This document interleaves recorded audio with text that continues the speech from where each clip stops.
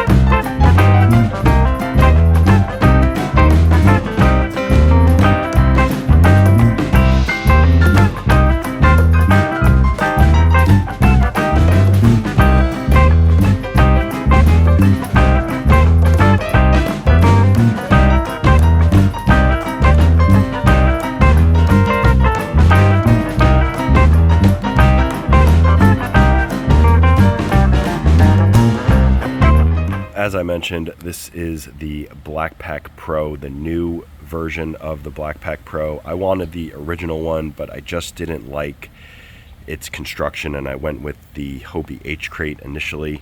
I am switching now to this YakAttack BlackPak. This is the 16 by 16 version. It is 13 inches high. Right off the bat, it comes with 6 rod holders. I've got 3 on this side, 3 on that side. This is the front, and that's the back. These are the sides. And I put the handles here because of the rod holders.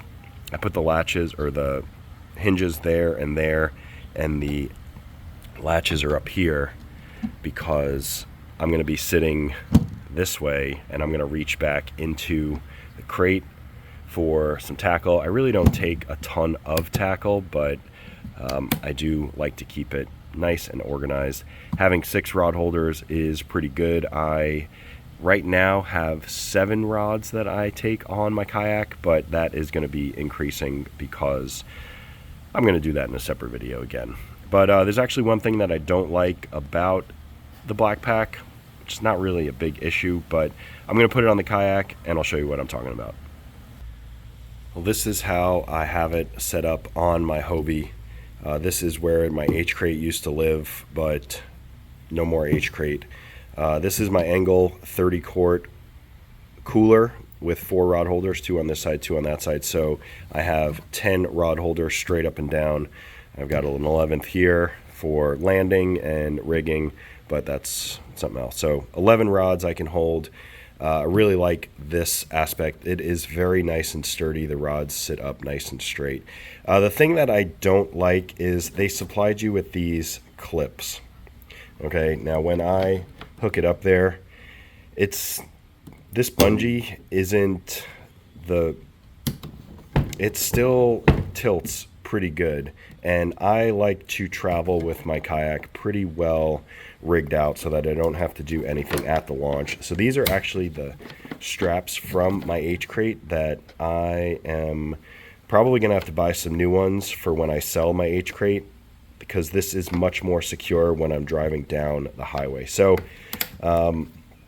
ultimately, this is difficult to do one-handed. I will have to either buy replacement straps, or I do have some nylon webbing left over from when I made this little contraption to hold my cooler in place, because when I am traveling with my kayak, I put it in the back of my truck with it pretty much rigged up. There's only a few things that I don't leave on the kayak when I'm traveling. One is the power pole in the back. I put that in the truck because it's so far off the back. But really nice and sturdy. I travel with my rods in the rod holders, and I haven't had a problem yet. So having this nice and secure, nice and snug, cinched down is essential for me. So these clips just don't do it for me. So like I said, my seat's over there. I'll reach over, I'll go into the crate, 16 by 16, still plenty of space. I can still stack one on top if I ever went to that much. I do have some of these mag swims. I think these are, yeah, mag swims, which is a long bait, and they're sticking straight up and down in the packaging on the side. I've got 3 planos in there. I don't carry a ton of tackle. That is terminal tackle box. I had that in a 3400, I think, or a 3500, but I switched it over to a big 3700. Got a leader box, and then that is my kayak little tool repair kit, DIY. But I could probably fit 3, 4 more planos, 3700s in here, and still have space for a couple other things. I don't have any soft plastics in here because I carry that. I used to carry it in that Z-Man bait lockers, but I kind of want to downsize a little bit. So huge carrying capacity, more so than the H crate.